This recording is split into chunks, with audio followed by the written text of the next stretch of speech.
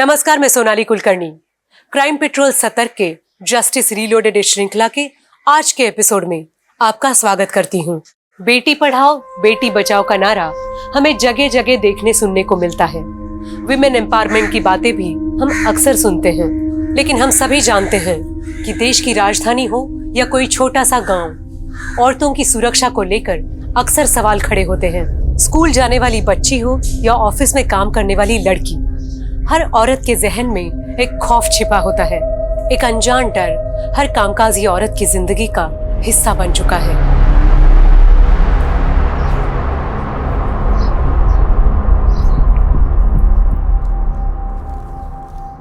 Good morning uncle. Good morning बेटा। Uncle दृष्टि कहाँ पर है? अंदर ही है कमरे में, जाओ मिल लो। हाँ। दृष्टि,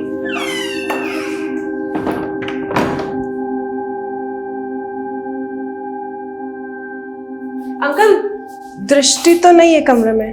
अंदर ही है। बाथरूम में देखा तुमने? नहीं। जरा देखो। हाँ। दृष्टि,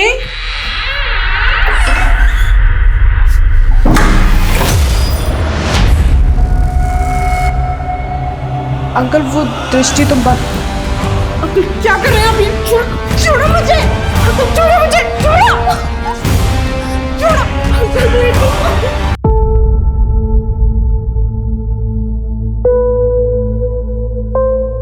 मान ले आज से तेरा नया जन्म हुआ है। जो भी हुआ सब भूल जा।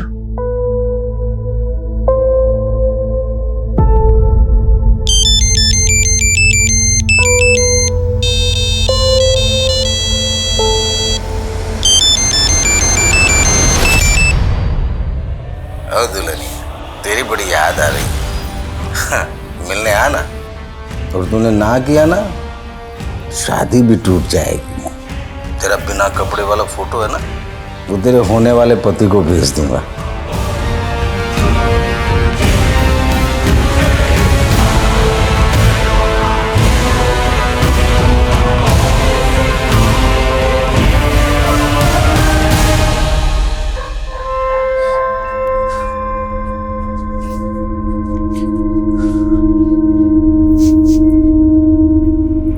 लड़की रुक।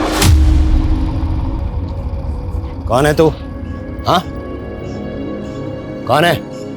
और इतनी रात को अकेले में कहाँ घूम रही है? वो सर जी, वो दवाई लेने के। पर इस गली में तो कोई दवा की दुकान नहीं। झूठ बोल रही है ना तू?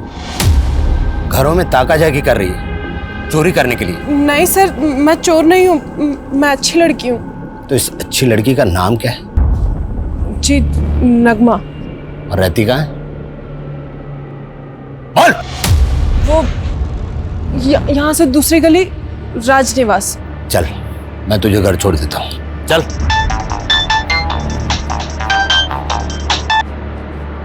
जी जनाब। जी बिल्कुल पहुंच जाऊंगा। जी जनाब। चल।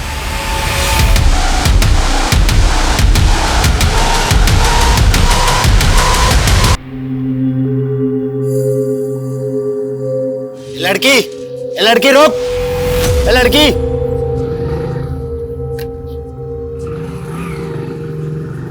ए लड़की रुक। ए, इतनी देर से आवाज लगा रहा हूं, सुनाई नहीं देता? उस दिन चकमा देके भाग गई थी ना, हैं? अब नहीं बच पाएगी। पूरा राजनिवास छान मारा मैंने, कोई नगमा नाम की लड़की नहीं रहती वहां। तेरा असली नाम नगमा नहीं है ना? बोल। देख बेटी, तेरी जैसी मेरी बेटी भी है। तुझे कोई परेशानी है तो मुझे बता, मैं तेरी मदद करूंगा। आप मेरी मदद नहीं कर सकते। इस दुनिया में कोई किसी की मदद नहीं करता है, कोई किसी का सगा नहीं होता। हाँ बिल्कुल सच है। पुलिस की नौकरी में फैमिली को ज्यादा टाइम नहीं दे पाते। ऊपर से होली दिवाली जैसे त्योहारों पर तो फैमिली के साथ सोशल डिस्टेंसिंग कुछ ज्यादा ही हो जाती है। वो क्या है, एक्शन में रहने के लिए इमोशन को साइड में रखना पड़ता है। धीरे धीरे ये हमारा नेचर बन जाता है, आदत में शुमार हो जाता है। लेकिन एक केस था। शुरुआत तो उसकी बस एक ऑर्डर फॉलो करने से हुई थी, लेकिन उस केस ने मुझे और मेरे नजरिए को पूरी तरह से बदल के रख दिया। इंटरनेशनल वुमेन्स डे को ध्यान में रखते हुए ऊपर से ऑर्डर मिले हैं कि जितने भी औरतों के खिलाफ हुए अपराध के अनसॉल्व केसेस हैं पूरी ओपन किए जाए। जिन जिन केसेस में औरतें विक्टिम हैं उन सबकी लिस्ट बनाओ और शाम तक ये सारी फाइल्स मुझे मेरे टेबल पे चाहिए।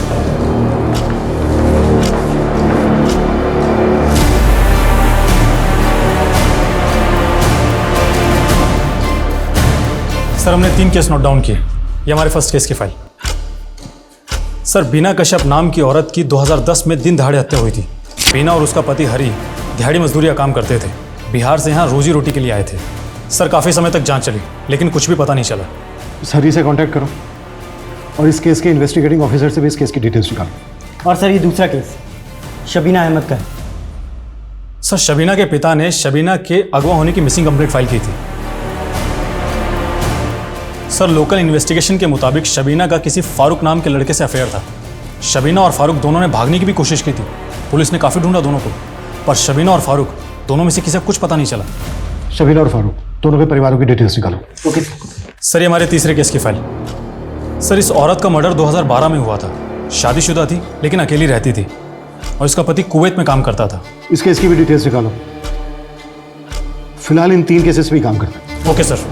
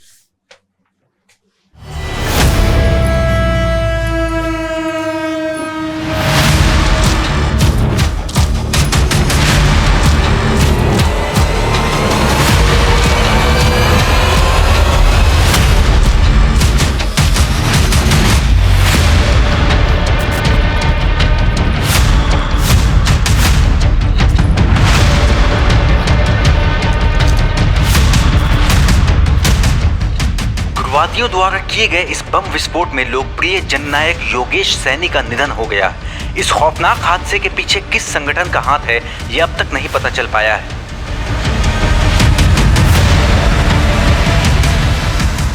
सर बीना कश्यप के केस में एक अजीब बात पता चली है। सर बीना की हत्या के 2 महीने के अंदर अंदर उसके पति हरी ने दूसरी शादी कर ली थी। हरी के बारे में कुछ पता चला? हाँ सर। सर हरी बिहार के बेनीपुर गांव का रहने वाला है। लोकल पुलिस को डिटेल्स भेज दी हैं। और ये case number 2 Shabina Ahmed. Sir Shabina और फारूक दोनों की फैमिलीज पुराने पते पर नहीं रहती है और पड़ोसियों को भी इनके बारे में कोई जानकारी नहीं है। और अंदर तक जाओ, शायद शबीना की कोई सहेली या फारूक का दोस्त मिल जाए गली मोहल्ले में। और ये केस नंबर 3, इसकी क्या अपडेट है?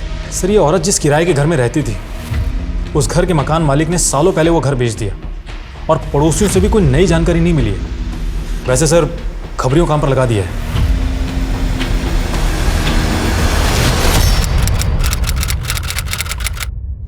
Thank you. देखिए मेरे लिए बहुत ही ऑनर की बात है कि ये यंग अचीवर अवार्ड के लिए मुझे चुना गया एंड आई रियली होप कि मेरी कहानी से बाकी यंगस्टर्स भी इंस्पायर होंगे। अरे वाह गोयल बेटा, तूने तो कमाल कर दिया। अरे तेरे माँ बाप के मरने के बाद मुझे इसी बात की फिक्र थी कि मैं तुझे और इस बिजनेस को कैसे संभालूंगा, पर देखो उस भगवान की कृपा से आज। दादाजी जो भी किया है मैंने किया है, आप प्लीज इसका क्रेडिट भगवान को मत दीजिए। मैं प्रसाद ले रहा हूँ। Sir parcel. दादाजी 1 मिनट।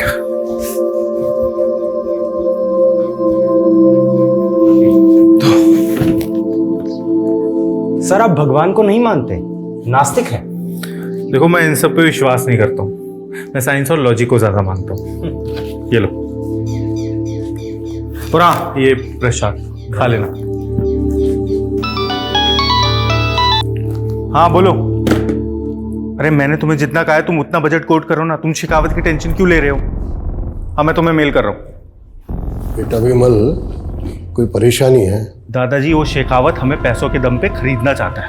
लेकिन बेटा वो शेखावत बहुत खतरनाक आदमी है, जरा संभल के। लेकिन अगर मैं सही हूं तो मैं क्यों डरूं उससे? दादाजी आप टेंशन मत लीजिए, मैं मैनेज कर लूंगा।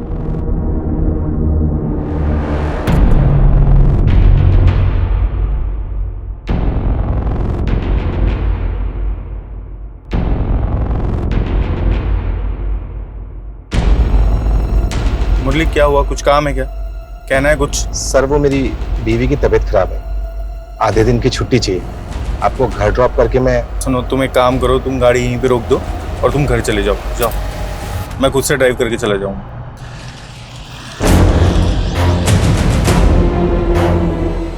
हेलो, हाँ विमल सर निकल चुके। चलो चैप्टर समझ में आया? ठीक है, अब कल कंटिन्यू करते हैं, मुझे कहीं जाना है। जयंती ये लो। मैम ये आपके हाथ में क्या लिखा है? ये उर्दू लैंग्वेज में कमल लिखा है। कमल यानी लोटस? पर आपका नाम तो मधु है, तो आपके हाथ पे ये लोटस क्यों? तेरे ना सवाल कभी खत्म नहीं होते। चल भाग जा ऐसे, वरना ज्यादा होमवर्क दे दूंगी। बाय पूरा कंप्लीट चाहिए होमवर्क मुझे।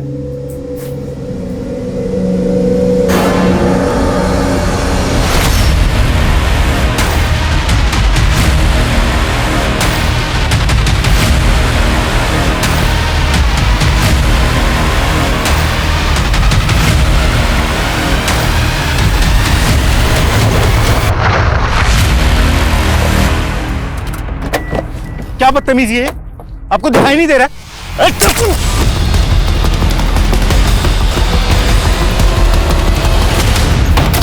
मधु तुझे अंदाजा भी है तूने क्या देखा है?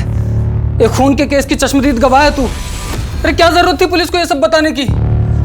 प्रेम, अब देखना पुलिस बार बार परेशान कर देगी तुझे। प्रेम शांत हो जाओ ना।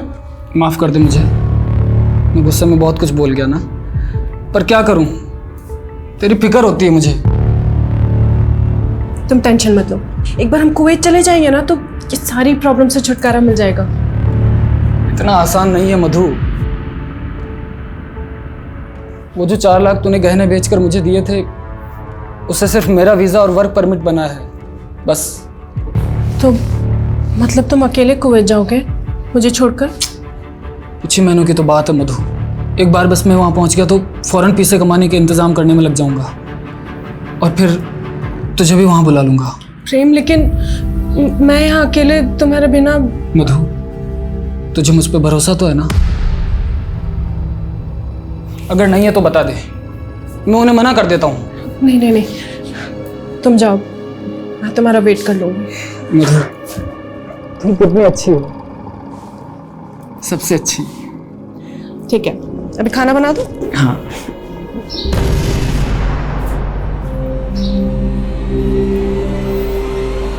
मधु मान गई। सर बीना कश्यप के मर्डर केस में हमारा पहला सस्पेक्ट उसका पति हरि है। सर लोकल पुलिस इसके गांव गई थी तो पता चला है कि अब वहां पर नहीं रहता है। और सर एक पड़ोसी से पूछताछ करने पर मालूम चला है कि पिछले कुछ सालों से ये केरला में दिहाड़ी मजदूरी का काम कर रहा है और 2 साल से अपने गांव भी नहीं लौटा है। केरला पुलिस को इसकी अपडेट भेजो। और ये केस नंबर 2 शबीना अहमद, इसकी क्या प्रोग्रेस है? सर शबीना के बारे में तो कुछ भी पता नहीं चला है, लेकिन फारूक के बारे में पता चल गया है। लोकल टीम उससे पूछताछ करने निकल चुकी है। और केस नंबर 3 इसकी क्या अपडेट है? सर इस केस के इन्वेस्टिगेटिंग ऑफिसर को मैंने पुलिस स्टेशन बुला लिया है। प्रेम लो, अच्छा सुनो, फ्लाइट में बैठते ही मुझे फोन करना भूलना नहीं। ये भी कोई कहने की बात है? और देखना 4-5 महीने बाद तुझे भी वहां बुला लूंगा। प्रेम मुझे भूल तो नहीं जाओगे ना? कैसी बात करती है मधु, अगर तू नहीं होती तो मैं कभी कुवैत जा ही नहीं पाता। अब अगर तू ऐसे उदास रहेगी तो मैं जा नहीं पाऊंगा ना। थोड़ा हंस दे। अरे प्रेम भाई, वो गाड़ी आ गई है। सामान रख दूं मैं? हाँ, अरे मैं कुछ भूल गया। हाँ, अरे मधु भाभी मैं रख रहा हूँ ना। और आप ना फिक्र बिल्कुल मत करना, मतलब प्रेम भाई जा रहे हैं तो क्या हुआ, हम तो हैं आपकी खिदमत में, पूरा ख्याल रखेंगे आपका। अरे प्रेम भाई क्या कर रहे हो? मुझे अरे जा रहे हो, हमारे लिए कुछ लेकर आना। हाँ आइए।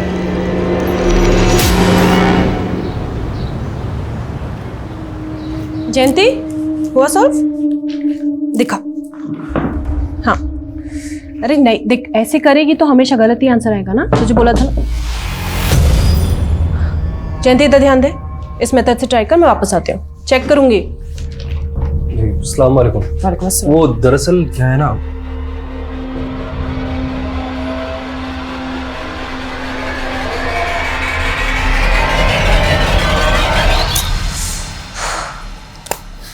मधु मैम, मधु मैम, मधु, मधु मिली क्या मधु? नहीं, हमने पानी टंकी के पास देखा पर मधु कहीं नहीं मिली। मैं वहां देख कर आती हूँ। हम उधर देखते हैं। हाँ गौतम भैया, मधु मैडम को पता चला क्या? अरे नहीं भाभी, सारे में देख लिया, कहीं पता नहीं चल रहा मधु भाभी का। मुझे लगता है प्रेम भाई को हमें बता देना चाहिए। हाँ।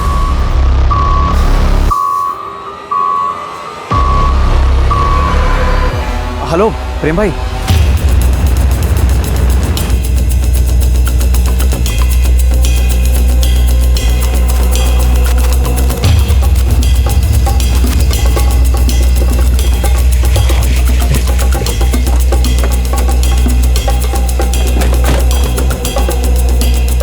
पीछे हटिए, पीछे पीछे पीछे पीछे चलिए।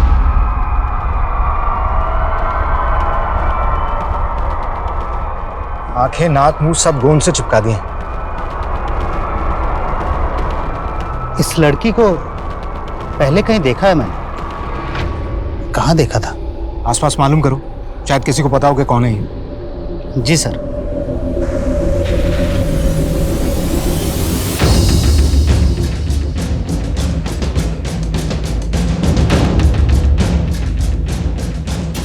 सर, लड़की की पहचान हो गई सर, मधु नाम है इसका। बच्चों को ट्यूशन पढ़ाई करती थी, यहीं पास के मोहल्ले में रहती है। आज सुबह ही अचानक गायब हो गई थी सर।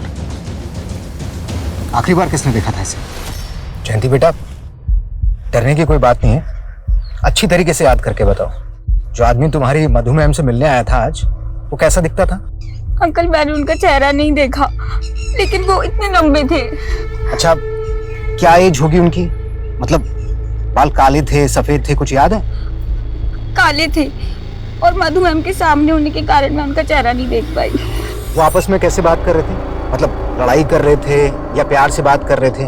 वो तो मुझे पता नहीं, लेकिन अंकल ने उन्हें अस्सलाम वालेकुम बोला था। अस्सलाम वालेकुम। और अंकल के हाथ में कुछ सिल्वर कलर का ब्रेसलेट था। इस लड़की को ड्रग्स के इंजेक्शन दिए गए थे, उसके बाद गोंद से इसकी आंखें, नाक और मुंह को चिपका दिया गया। सफोकेशन से इसकी मौत हो गई थी। मुझे लगता है कि मारने वाले इन्वेस्टिगेशन से सामने क्या है? जो सामने आया उससे तो केस सुलझने की बजाय और उलझ गया।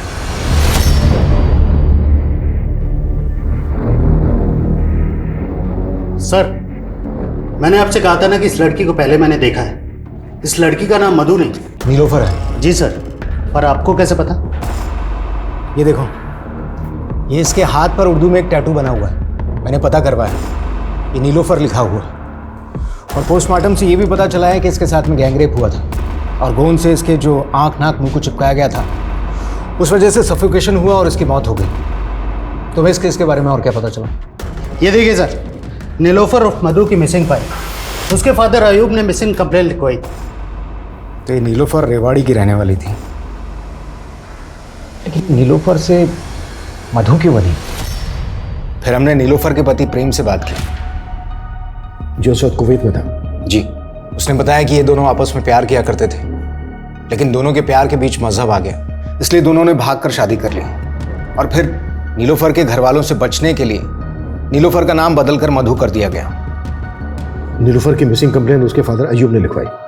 जी, हमने अयूब को ढूंढा लेकिन मिला नहीं। पड़ोसी ने बताया कि बदनामी के डर से उसने अपना घर बदल लिया। और आपने केस क्लोज कर दिया? जी नहीं, हमने और एंगल टटोले। सर, मुझे लगता है कि ये केस नीलोफर के अतीत से जुड़ा हुआ है। नीलोफर की बीती जिंदगी में जाने से कुछ नहीं होगा। जो आदमी नीलोफर से मिलने आया था, उसी ने उसका मर्डर किया। तो सर, इलाके के सारे स्ट्रीटों को उठा ले। जयंती बेटा, डरने की कोई बात नहीं है, अब ध्यान से देखकर बताओ इनमें से कौन था। डरो मत, तुम उन लोगों को देख सकती हो, वो तुम्हें नहीं देख सकते। वो तो नहीं था, या वो वाला हम काफ़ी महीनों तक इस केस में लगे रहे मगर कोई क्लू नहीं मिला। फिर मेरा ट्रांसफ़र हो गया। मैं सिर्फ यही कह सकता हूँ कि इस केस में मैंने अपनी तरफ से कोई कोर कसर नहीं छोड़ी। आपने कोई कसर नहीं छोड़ी। क्या आपने नीलोफर के पति प्रेम को इंट्रोगेट किया? जो आदमी नीलोफर से मिलने आया था, क्या उसके अलावा आपके पास कोई दूसरा सस्पेक्ट था?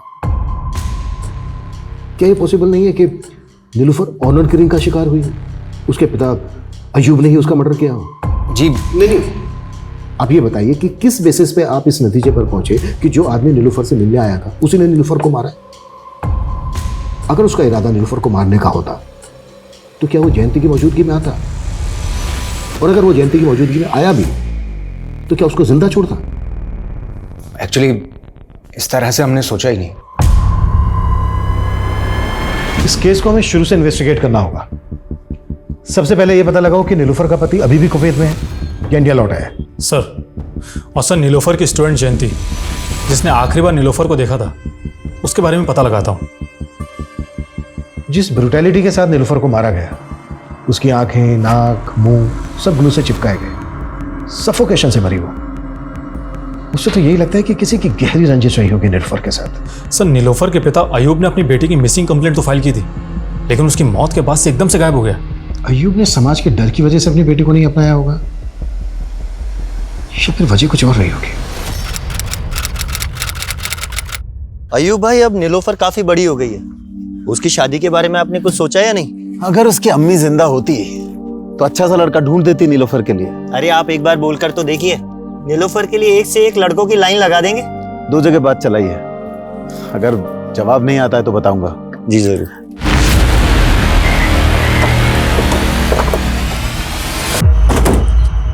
साहब, 2 साल तक मधु और प्रेम मेरे यहाँ किराएदार थे। मधु की मौत के बाद पता चला कि उसका नाम नीलोफर था। 2 साल से जानते थे आप नीलोफर और प्रेम को? दोनों पति पत्नी के बीच रिश्ता कैसा था? साहब, दोनों के बीच रिश्ते बहुत अच्छे थे, पर हाँ, एक बार मैंने मधु को बहुत आग बबूला होते देखा था। समझ में नहीं आता, एक बार में मिल गया ना जवाब, निकल। मधु बेटा, क्या हुआ? क्या किया गौतम ने? कुछ नहीं काका, गरीब की लुगाई सबकी भौजाई होती है। तो ये बात आपने उस वक्त पुलिस को क्यों नहीं बताई? बताई थी साहब, लेकिन इंस्पेक्टर साहब बोले कि वो लड़की, मतलब जयंती, जो नीलोफर के यहाँ पढ़ने आती थी, उसने जिस आदमी को देखा था उसका गौतम से हुलिया मेल नहीं खाता था। Can't believe it। अच्छा, इस हादसे के बाद आपकी नीलोफर के पति प्रेम से बात हुई थी? एक बार सर, वो अपना सामान लेने वापस आया था, नीलोफर की मौत के करीब 1 साल बाद। जब नीलोफर और प्रेम आपके मकान में रहने आए थे तो आपने उनकी आईडीज, डॉक्यूमेंट्स तो लिए ही होंगे। 10 साल पुरानी बात है, उस वक्त लिखा पढ़ी कहाँ होती थी। अनुज, ये गौतम हमारा पहला सस्पेक्ट, पता लगाओ इसका। और बिना और शकीला के केस में क्या अपडेट है? सर, 2 टीम लगी हुई है और मैं खुद भी इन 2 केसेस के फॉलोअप ले रहा हूँ। ओके, पता नहीं क्यों मुझे ऐसा लग रहा है कि नीलोफर के केस में अभी भी बहुत कुछ सामने आना बाकी है।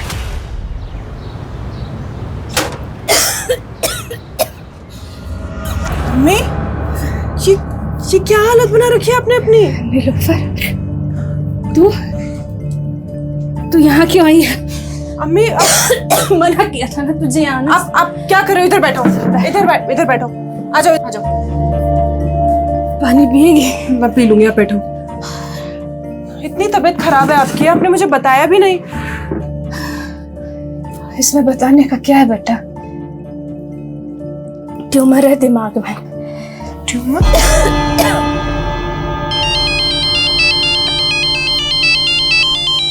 हाँ हेलो गौतम, मेरी अभी अम्मी के डॉक्टर से बात हुई। उन्होंने बोला कि अम्मी के इलाज के लिए 6 लाख रुपए लगेंगे। 6 लाख? नीलोफर, इतने रुपए कहाँ से आएंगे? कुछ समझ में नहीं आ रहा है, क्या करूं। मेरे पास करीबन 1 लाख रुपए रहेंगे, लेकिन बाकी के पैसे। गौतम, तुम कुछ करो ना। अरे नीलोफर, अब मैं क्या करूंगा इसमें? लेकिन हाँ सुन, तू अगर चाहे ना तो तेरे लिए ये 6 लाख रुपयों का जुगाड़ करना कोई मुश्किल बात नहीं है। अगर तू चाहे तो। समझ रही ना क्या कह रहा हूं मैं?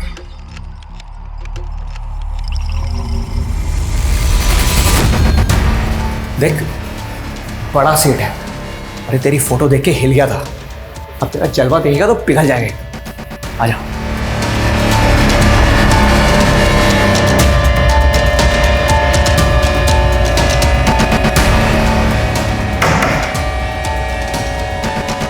सेट।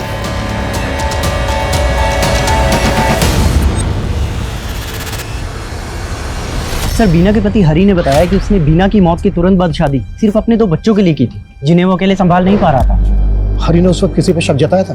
सर, उसकी कंस्ट्रक्शन साइट पे 2 मजदूर थे, दीपक और रूपेश। दोनों शराबी थे और बीना की उनसे कुछ कहा सुनी भी हुई थी। हरी का स्टेटमेंट वेरीफाई करो। सर। और शबीना केस पे क्या अपडेट है? सर, मेरी फारूक से बात हुई है। अब वो शादीशुदा है, लेकिन सर उसकी शादी शबीना से नहीं बल्कि किसी और ही लड़की से हुई है। और सर उसने शबीना को नहीं भगाया था। फारूक पे नजर रखो और फारूक के दोस्तों से भी बात करो। सर। हाँ अनुज। सर, नीलोफर के केस में एक अपडेट मिली है। सर, इसका नाम विमल गुप्ता है और ये एक बिजनेसमैन था और नीलोफर इसके केस की चश्मदीद गवाह थी। और नीलोफर का मर्डर कब हुआ? सर, इसके हियरिंग से 2 दिन पहले, और नीलोफर इसके हियरिंग में गवाही भी देने वाली थी। विमल केस में सस्पेक्ट कौन था? सर, विमल के केस में प्राइम सस्पेक्ट ये गुंजेश नाम का डिलीवरी बॉय था। सर, ठोस सबूत ना मिलने की वजह से कोर्ट ने इसे बरी कर दिया था। गुंजेश? इस पजल की आखिरी कड़ी एक गुंजेश ही हो सकता है। सालों पुराने केसेस को रीओपन करके किसी अंजाम तक पहुंचाना आसान नहीं होता। सबूत मिट चुके होते हैं, गवाह जुटाना मुश्किल होता है। मधु उर्फ नीलोफर के केस में भी कुछ ऐसा ही हो रहा था। इस केस का रुख मोड़ने वाला सबसे अहम गवाह अभी पुलिस की पहुंच से काफी दूर था।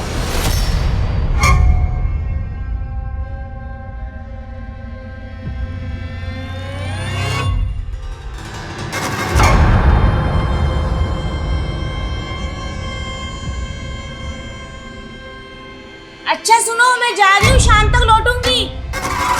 Okay darling.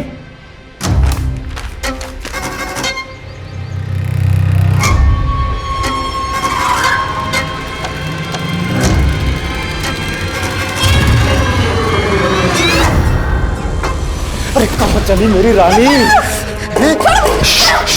नाटक कर रही है ना? नाटक कर। मुझे बुलाती है। ठीक है? आपकी सारी बातें इस फोन में रिकॉर्ड हो चुकी हैं। लीजिए लीजिए, लंगोट के बड़े ढीले हैं आप। चलिए अब थोड़ा पैसा ढीला कीजिए, वरना ये सारी फुटेज ना मालकिन को दिखा दूंगा।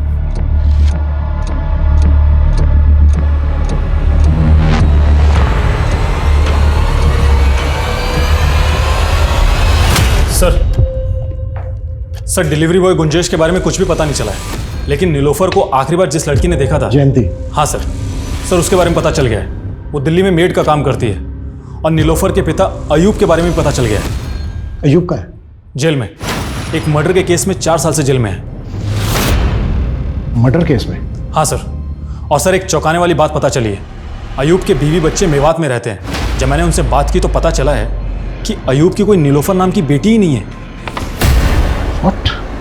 नहीं यार, उस कंजे से सिर्फ 20,000 कमा पाई मैं। अब इन छोटी मछलियों से काम नहीं चलने वाला, कोई बड़ी मछली फंसानी होगी।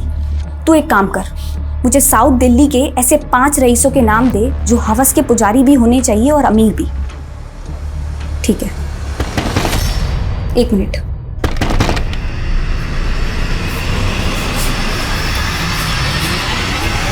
जी जयंती जी कहिए। मुझे तुम्हारी टीचर मधु के मर्डर के सिलसिले में तुमसे कुछ बात। लेकिन मुझे कोई बात नहीं करनी। सुनो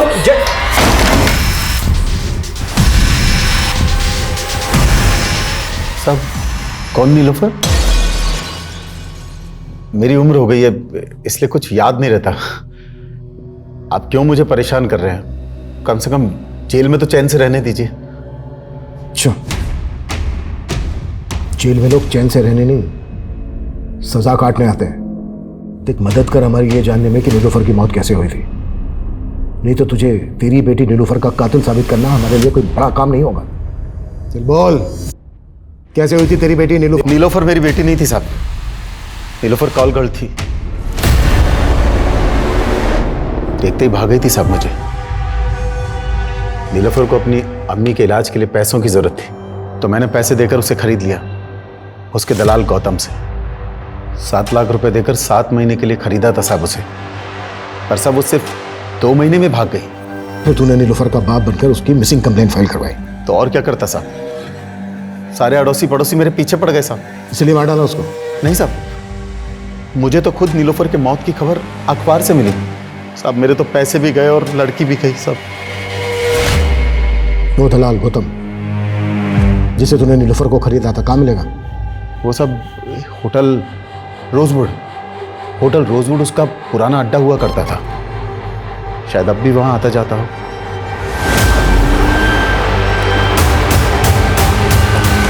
सर नीलोफर के केस में कड़ियां तो जुड़ रही हैं, क्योंकि उसके मकान मालिक ने बताया था कि गौतम को उसने थप्पड़ मारा था। कहीं ऐसा तो नहीं है कि ये गौतम नीलोफर को वापस प्रोस्टिट्यूशन में ले जाना चाहता था और नीलोफर तैयार नहीं थी इसके लिए? अनुज, होटल रोजवुड पे नजर रखो, ये गौतम किसी भी हालत में बचना नहीं चाहिए। Okay sir. और हाँ सर, जयंती भी कॉपरेट नहीं कर रही है। जयंती के लिए ऐसा? सर एटीटी ने फाइल भेजी, नीलोफर के केस से कनेक्टेड है।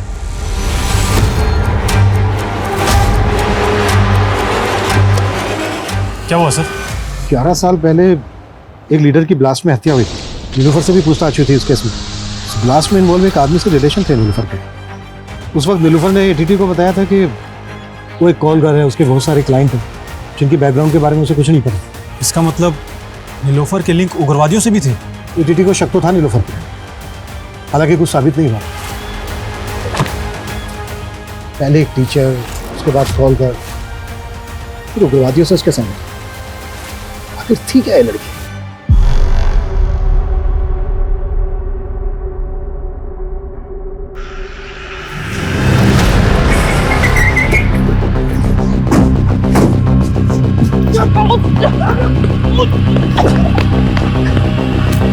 लगे 40। क्या कहा तूने? हाँ साहब, मैं नीलोफर से पहले उसकी माँ रुखसाना के लिए कस्टमर लाता था। रुखसाना भी इसी धंधे में थी साहब, लेकिन वो नहीं चाहते थे कि उसकी बेटी नीलोफर ये काम करे, और यही कारण था कि उसने अपनी बेटी को खुद से दूर रख के पढ़ाया। इधर आ। मैंने कहा था ना तुझसे, ये जगह तेरे लिए नहीं है, फिर यहाँ क्यों आई? अरे रुखसाना क्यों भड़क रही है? तेरे को पता तेरी लड़की पटाखा है, पटाखा। अरे अगर तू बोले तो मुंह तोड़ दूंगी तेरा अगर दोबारा ऐसी बात कही तो। अम्मी, मैं तो तुमसे मिलने के लिए आई थी। बेटा नीलोफर, तुझे मुझसे नहीं, इस पूरी जिंदगी से आंख मिलानी है। तुझे मेरे जैसा नहीं, एक इज्जत की जिंदगी जीनी है तुझे। नीलोफर एक छोटी सी दवाई की दुकान में काम करती थी साहब, लेकिन अजीब बात है, किस्मत उसे वहीं ले आई जहां वो नहीं आना चाहती थी। लेकिन जैसे उसकी जिंदगी में प्रेम आया, वो फिर से उड़ गई साहब। लेकिन तूने उसको ढूंढ निकाला, तू उसको वापस प्रोस्टिट्यूशन के धंधे में लाना चाहता था, उसने मना किया, इसलिए थप्पड़ मारा था ना उसने तुझे। नीलोफर नीलोफर मर चुकी है, तू बोल। हाँ ठीक है मधु, देख ध्यान से सुन ले। प्रेम ने कुवैत जाने से पहले मुझसे 1.5 लाख रुपए उधार लिए थे, बोल रहा था 2 महीने में लौटा देगा।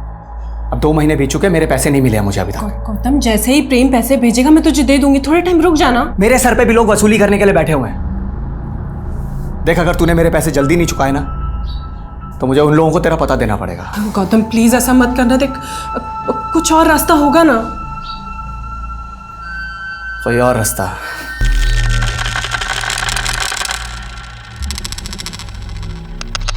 एक रास्ता है। शर्म नहीं आती तुझे? उसने धंधा करने से मना कर दिया, इसलिए तूने उसको मार डाला। नहीं साहब, उसकी मौत से तो सच कहूं मेरा नुकसान ही हुआ है साहब। एक लड़की की जान चली गई और तुझे नुकसान की पड़ी है।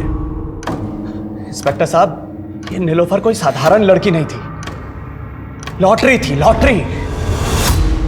कभी अयूब को लगी, कभी मुझे, तो कभी प्रेम को, और सबने उसका फायदा उठाया सर। प्रेम ने भी? हाँ साहब। कहाँ मिलेगा प्रेम? वो तो नहीं पता मुझे साहब, लेकिन अगर आप लोगों को मिल जाए तो मेरे पैसे निकलवा लेना उससे, और चाहिए तो थोड़े पैसे आप भी रख लेना।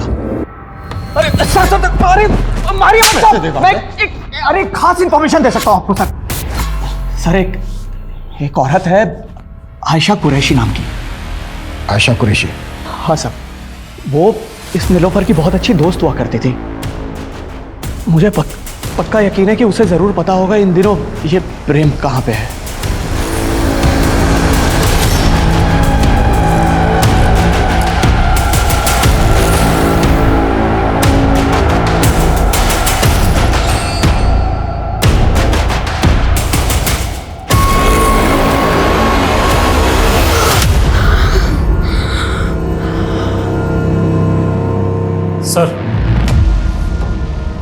सर गौतम सही कह रहा है, आयशा अलवर में ही रहती है।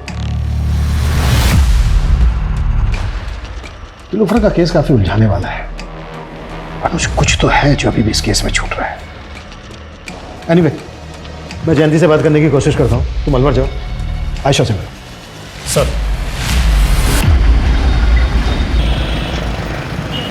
जी सर, नीलोफर और मैं पहले एक ही मोहल्ले में रहते थे। कुछ ही दिनों में दोस्ती भी हमारी अच्छी हो गई थी। प्रेम के साथ खुश थी सर वो, लेकिन ये गौतम उसे बहुत तंग करता था सर। बार बार उसे वापस से धंधे में बैठने के लिए दबाव डालता था। हो ना हो सर, ये गौतम ने ही उसे मारा है। अगर गौतम ने नीलोफर को मारा है तो वो बचेगा नहीं, लेकिन हमारा प्रेम से बात करना बहुत ज़रूरी है। कुछ बता सकती हो प्रेम के बारे में? सर मुझे प्रेम के बारे में कुछ नहीं पता।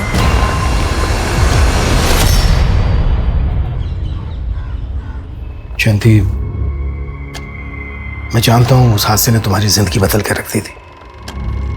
देखो, अगर तुम हमें नीलोफर, मेरा मतलब है कि मधु के कातिल तक पहुंचने में मदद करोगी तो न सिर्फ मधु को इंसाफ मिलेगा बल्कि तुम्हें भी सुकून पहुंचेगा। सर आज भी उस आदमी के पैरों की आहट मुझे डरा देती है। अब वो डरेगा, बस जितना तुम उस आदमी के बारे में जानती हो उसके बारे में ज्यादा से ज्यादा हमें बताने की कोशिश करो ताकि हम जल्दी से उस तक पहुंच सकें। सर मैं ज्यादा कुछ तो नहीं जानती, लेकिन उसने अपने हाथ में एक सिल्वर कलर का ब्रेसलेट पहना था। ब्रेसलेट? हाँ सर। अच्छा जयंती, मधु ने कभी जिक्र किया था तुमसे कि उसका पति प्रेम कहाँ का रहने वाला है? कुछ इस बारे में बताया था? हाँ, एक बार उन्होंने कहा था कि वो चूरू गांव के किसी ब्रह्मपुरी का रहने वाला है।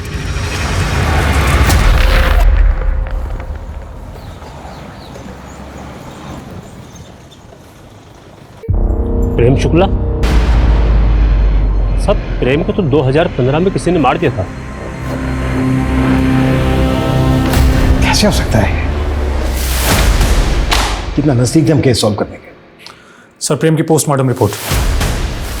सर रिपोर्ट के मुताबिक प्रेम की आंखें, मुंह, नाक भी नीलोफर की तरह ग्लू से चिपकाए गए थे और दोनों की बॉडी में सेम ड्रग के ट्रेसेस भी मिले थे। लेकिन नीलोफर को तड़पा तड़पा के मारा गया था, जबकि प्रेम को मारने में जल्दबाजी दिखाई गई है। प्रेम की मौत सफोकेशन से नहीं हुई बल्कि फटल ब्लो से हुई। प्रेम के चेहरे और सर पर 5 बार वार किए गए। हो ना हो नीलोफर और प्रेम का कातिल एक ही है। अनुज, नीलोफर और प्रेम के मर्डर की पहले की उनकी सारी एक्टिविटीज पता करो। Yes sir.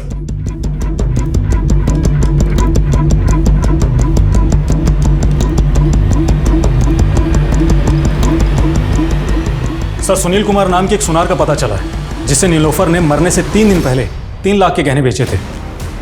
क्या नाम बताया तुमने सुनार?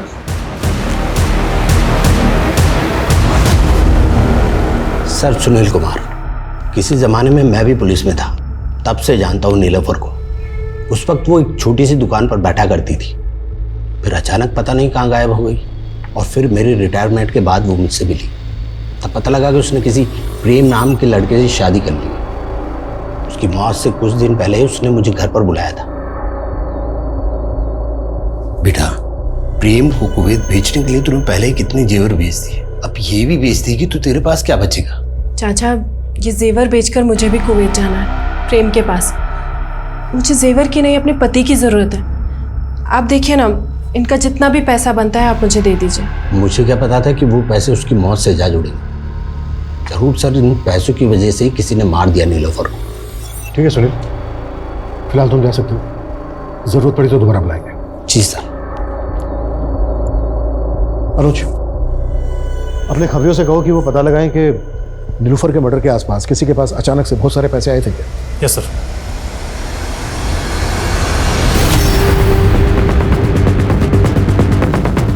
मैं तेरी मदद करूंगा। आप मेरी मदद नहीं कर सकते। इस दुनिया में कोई किसी की मदद नहीं करता है, कोई किसी का सगा नहीं होता। जो करना था मैंने खुद कर लिया।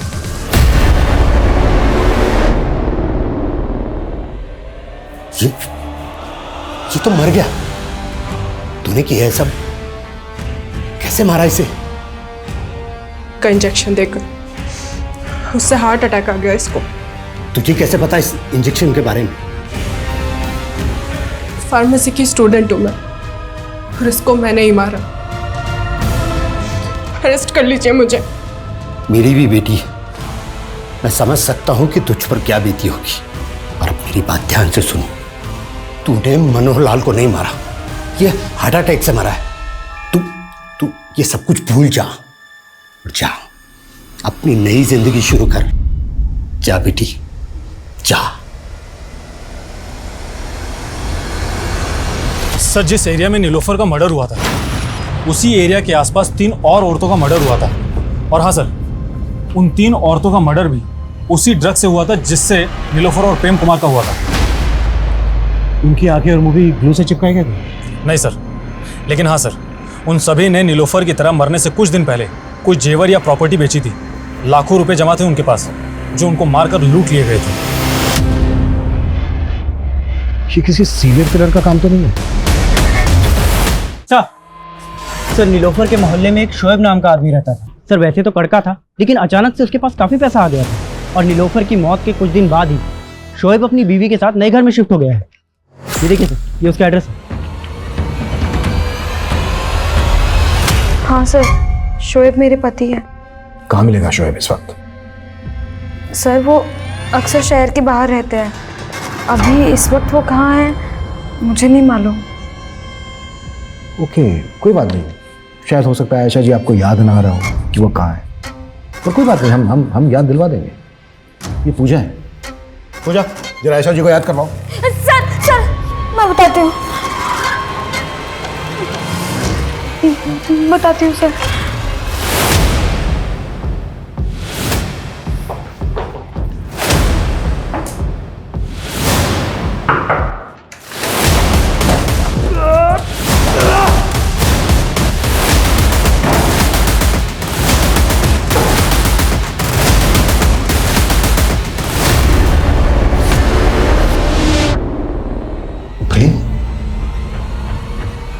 तो शोएब का है, आयशा का पति शोएब का है। शोएब छोटा मोटा चोर था। जब वो जेल में था तो मैं और आयशा करीब आए और हम दोनों को प्यार हो गया। आइए आइए आयशा जी, आइए। आप ही का इंतजार था, बता रही है। आगे बोल। आयशा शोएब को छोड़कर मेरे साथ शादी करना चाहती थी, इसलिए हमने एक प्लान बनाया था।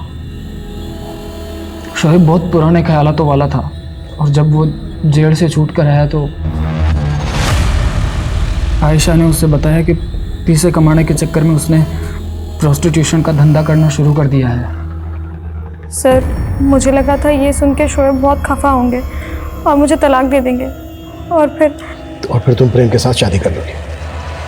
जाहिर सी बात है, ऐसा हुआ नहीं होगा। जी हाँ सर, लेकिन हमने हार नहीं मानी सर।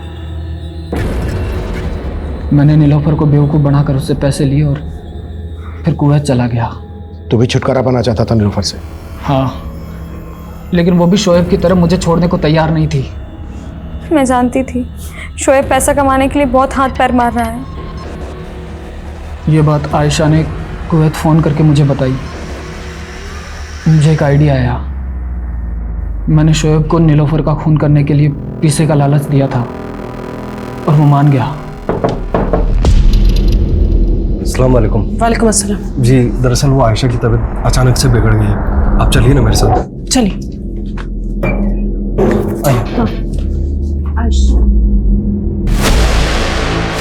शोएब और उसके साथियों ने पहले मिलकर उसके साथ रेप किया और बाद में ड्रग का इंजेक्शन देकर उसकी आँख, नाक और मुंह पर गोंद डालकर उसे मार डाला। नीलोफर के बाद शोएब की बारी थी। प्रेम जब कुवैत से लौटे तो हमने शोएब को भी ड्रग का इंजेक्शन दिया और नीलोफर की तरह उनकी आंखों में, नाक में और मुंह में ग्लू डाल दिया और सर पे पत्थरों से कई बार वार किया। मैंने शोएब को मेरे कपड़े पहना दिए और मेरा वॉलेट और सारे कागजात भी उसके जेब में रख दिए ताकि सबको लगे कि शोएब नहीं, प्रेम मारा गया है। नीलोफर की आंखें, नाक, मुंह, इन सब जगहों पर ग्लू क्यों डलवाया? इतनी बेरहमी से क्यों मरवाया उसको? क्योंकि उसने मेरी आंखों में धूल झोंकी थी। उसने मुझे अपने अतीत के बारे में नहीं बताया था। और तूने जो इतने लोगों की आंखों में धूल झोंकी है वो? और शोएब को इस तरह से क्यों मरवाया तूने? ताकि पुलिस को लगे कि दोनों को एक इंसान ने मारा है। हम दोनों को लगा कि शोएब को कातिल समझकर पुलिस उसके पीछे जाएगी। नीलोफर की तरह और भी लड़कियां थीं प्रोस्टिट्यूशन के धंधे में, उनको क्यों मरवाया? पैसे के लिए। पहले उन्हें मेरे प्यार के जाल में फंसाता और फिर शादी का वादा करता और पैसे मिलते ही मार डालता। क्या पाया है सब करके? एक दूसरे का साथ पाया सर। हम दोनों हर हाल में हमेशा एक दूसरे के साथ रहना चाहते थे। वो तो होने से रहा, क्योंकि जेल में आदमी और औरतों के लिए बैरक अलग अलग होते हैं।